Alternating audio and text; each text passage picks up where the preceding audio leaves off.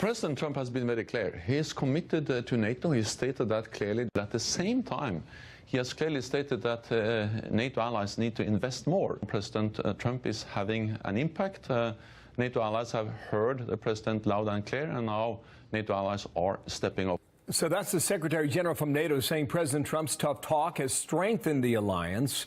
General Jack Keane, retired four-star general, chairman in the Institute to Study the War, and Fox News senior strategic analyst. General, good morning to you. A lot of critics have felt otherwise about the president's threats. What do you make of that comment about a stronger NATO over the past 2 years?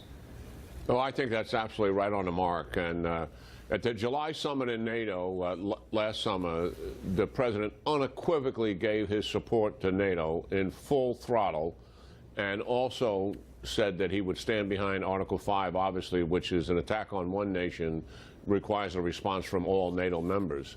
I think where the media took off here is because President Trump publicly criticized NATO probably more than previous presidents have done. It was all about they're not providing what they stated was their financial goal for NATO, which is 2% of GDP for the defense budget.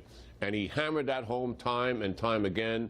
And now we see the results of it. There's the NATO secretary talking about $100 billion to the plus, which is increasing NATO's military capability. Listen, the reason why we're in NATO, obviously, is collective security of Europe. The transatlantic alliance matters. It's kept the peace for 70-plus years.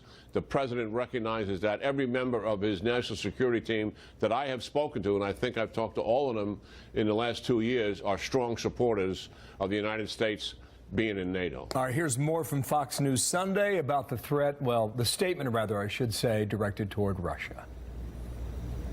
What he's doing is to help us adapt the alliance, which we need, because we live in a more unpredictable world with a more assertive Russia using violence or force against the neighbor, Ukraine, and therefore NATO has to adapt. NATO is adapting, according to him. What kind of a statement is it toward Vladimir Putin, General?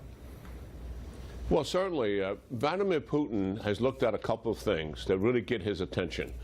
He's always talked about what happened to the Warsaw Pact and the collapse of the Soviet Union back in 1991 as being the worst historical event of the 20th century, which is quite astounding when you consider World War I and World War II in the 20th century. But what he looks at here is when he saw the defense buildup take place in the United States, that really got his attention, because the Reagan buildup, while not by itself, was indeed a contributor to the collapse of the Soviet Union. When he sees the same thing taking place in NATO, those things get his attention more than all the rhetoric we can talk about in terms of Russia's aggression, malign behavior, etc.